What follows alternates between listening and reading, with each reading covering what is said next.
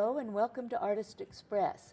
Today we welcome Thad Beach, a musician who lives here in Salina, although he's lived other places too, and music has been the constant in his life. Thad, tell us a little bit about how long you've been playing, how you got started, that sort of thing. Okay, well, probably not traditional like a lot of people. I learned ukulele a little when I was in elementary school, enough to take it to show and tell, but it didn't stick. I learned a couple songs. My dad and grandpa played ukes, and it was always kind of cool, but I didn't do too much with it. I had a harmonica in my pocket since I've been about 10, so I've blown on those a lot and learned a little bit on those. And later on, kind of after high school, I got into playing some strings. Some people were having little jam sessions, and I said, well, I want to do more than just play harmonica. So I started learning mandolin and then fiddle and guitar. And just so through the years, I've been attracted to a lot of different types of stringed instruments and other instruments. And oddly enough, it ended up being my career. That's great. Now, when you say you learned all these, now, did you take formal lessons? Did you learn by doing? Did you have mentors? How did that work? Well, not so much formal lessons, but I was always kind of lucky to be around a bunch of musicians, so I kind of got the best lessons you can, sitting and playing with people and watching them and seeing what they do and learning that way. And then, you know, some books, learning how the structure of music is. Right. And later on in college, I went a couple years and then went back a couple years later, and I took some music theory and music for teachers and a year of strings and some different formal things when I was older, but so that a little bit of everything, but mostly just by ear and learning from other people. Right. And so that was the foundation of what you can do now, basically. Those yeah, kind of not. The theory is the formal part, but watching other people and hearing them. Yeah, the more traditional way, right. folk way to learn things, kind of just learning from the people around you. And so your dad and grandfather playing, did you all have little family sing-alongs? Well, a little bit, but not, like my grandpa just loved music, and he'd sing and play those songs, and he sang in like barbershop groups and things, and he was always singing those old crazy lines from the Tin Pan Alley and Roaring Twenties. And my dad, he played uke some, and one year a tree went down in our backyard, so when it got all chopped up, he took a wash tub and it became a neighborhood fire ring, and he'd be out there strumming and singing for the neighbors, and they were having a good time. I thought, that's pretty cool. That sounds like pure fun to me. I would have been one of the neighbors that turned up, I think. What town was that? That was a town called Hamilton, Ohio, right around where Kentucky, Indiana, and Ohio come together. So how long have you been in Kansas now? 20 years. 20 years. And before that, I spent 20 years in North Carolina, and before that, roughly 20 years in Ohio. I hope that doesn't age me. You've got it divvied up just really. About thirds so far. Yeah, so far. Well, could you give us a little sampling of, something that you do? We just talked about the ukulele, and let me just show you the kind of stuff that I would have heard, although they might not have used harmonica, but it would have been something like this.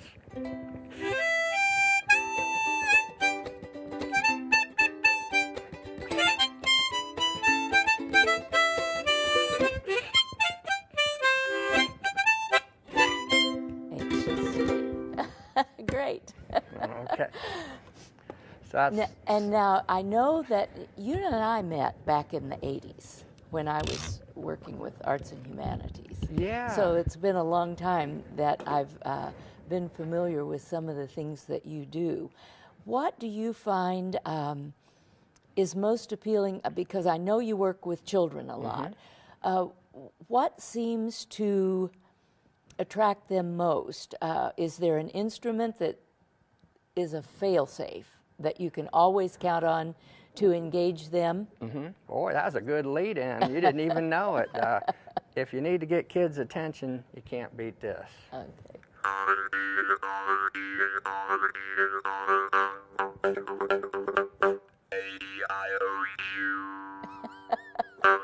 a good old jaw harp, an unusual song. It's simple, but it's kind of hard. And Well, that's what I was going to ask. Now, in your experience, generally, are kids able to pick that up and do much with it right away?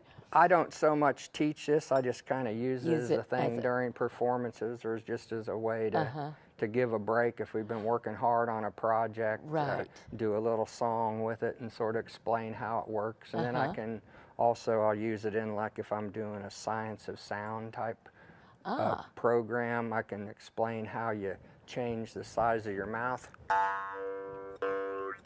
Oh, to change to the affect the pitch. pitch, and how you use your breath, how you make your mouth the shape of the vowels. So you can kind of use it. That looks really difficult to me. It is. My standard joke is I got my first one from the family dentist, and they became a millionaire because they had a huge practice in crowns after they would give these to kids as soon as they got their permanent teeth. Yes, So, that would make sense. Well, we have a little artifact here.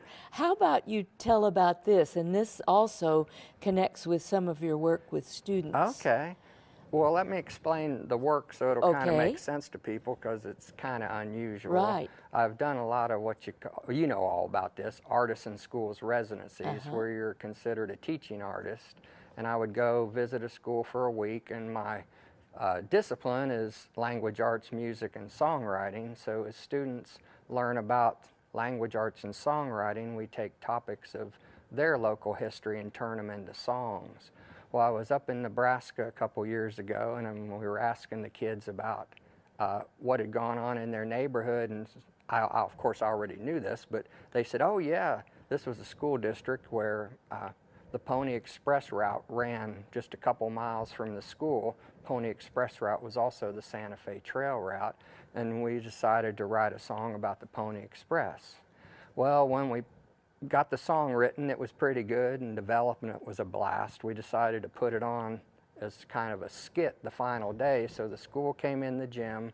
The Pony Express riders, they always wore blue shirts and red hats. Now you might be thinking, well, where are we going to find that many red hats? Well, we were in Nebraska. There you go. And I It was was all surprised set. how many red cowboy hats the kids came in. So we had like a gym full of kids wearing I blue love shirts and it. cowboy hats, and we had little signs along the outline of the gym representing different station stops along the way, all the way from St. Joe to San Francisco.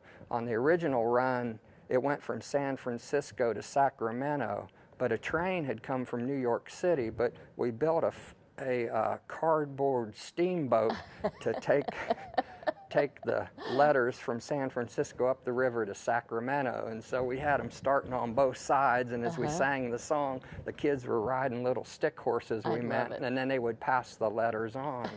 Well, after that, a lady from one of the grandmas came up and was talking to me, and she says she's involved with the Pony Express re-ride. I said, oh, that sounds cool. And she says, yeah, you know, you can send letters on it. And I said, oh, that'd be cool.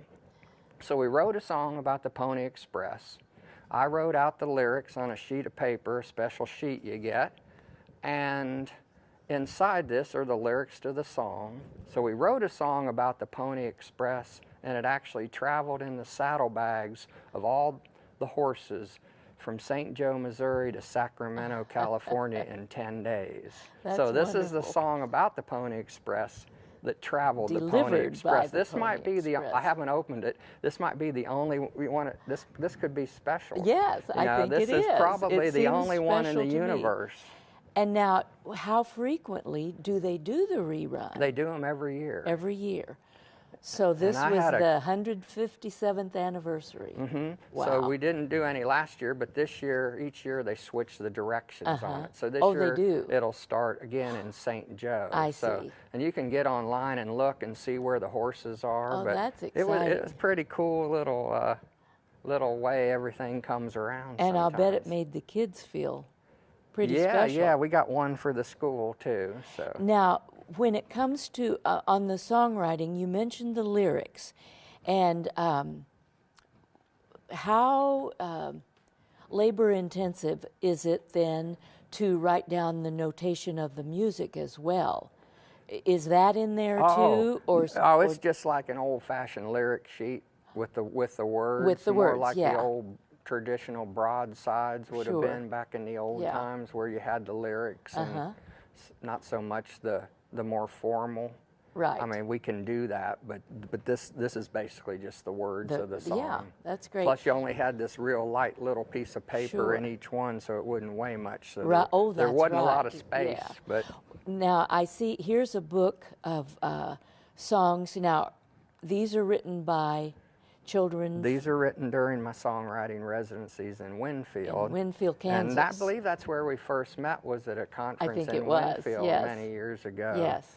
And so I had about a 20-year stint going to the Winfield schools, about every year, and doing the songwriting Right. project. So if you talk about the looking inside, Oh, they're well, you'll see illustrated we got too. some kids by the Yeah. pictures by the kids, and one of the teachers there, Kathy Rogers, she was really nice. These are all handwritten out, and she wrote out all these songs in this book. And Wow. then the school district sponsored printing them out Printing so it, all the kids yeah. could have them. And we also put out a recording of about 10 of the songs too. So it was a big project. It really was. And this has a Salina connection too. You see what page we were open to. Oh, we were. Cozy Burgers. Oh, that's right. I didn't It's even. about the Oh, Cozy that's Inn. cozy. Yeah, they stuck one. That's one of my songs. They stuck one in there. Let me find one by the kids. That was like the big hit here. Here's one about their little park called Oh. Island Park, and we kind of told the history of it. And they drew a picture that is kind Right. of the bridge going in there. That's so a pretty snazzy picture. that is. There's some. I love kids' artwork I do in too. the elementary age. Really free It's- and open. Well, could you play another tune for us? We're Well, sure. We better lighten it up. We got too Okay. serious there. All Let right. me show something that maybe a lot of people haven't seen, is a dancing chicken. okay. Well, I think we have to have a dancing chicken. This is my good friend Chicken Joe, but he's a little stubborn sometimes. So Connie, he's not going to dance until you give him a big cock-a-doodle-doo. Okay? Could you try one for Oh us? dear. He said that's good. All right.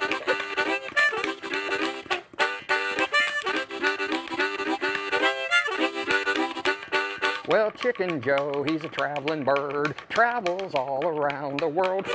Get ready, here we go. We're combing the world with Chicken Joe.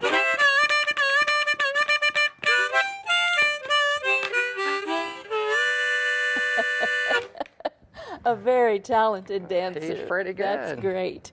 I love it. He's got more moves, but he's modest. Now, and did you write that song for Oh, him? the words The to little that? ditty, Oh, yeah. yeah, a little ditty. It was for a program called Chicken Joe Combs the World, where it was 7 songs from 7 different continents. And Chicken Joe's famous because in 7 days he went around the world. Plus, he visited 7 continents in 7 days. So Wow. he's not quite as remarkable as the Pony Express, but he's a pretty But famous pretty, bird himself. Pretty fancy, yes. Now, there's another instrument here I'd like you to show us, if you would. Okay. Well, this is what I call a one-stringer. And when I lived in the mountains in North Carolina, I used to work at a 4-H camp. And one summer, we made about 1,000 of these with the campers that came. It was called a Mountain Heritage Camp, and I was the Mountain Heritage Coordinator. So we did all sorts of things from music, folk tales, folklore, living history type things, cutting down trees, sawing them up, making 3-legged stools with old-time tools. But we'd always do some music activities. So we would make one-stringers, and you can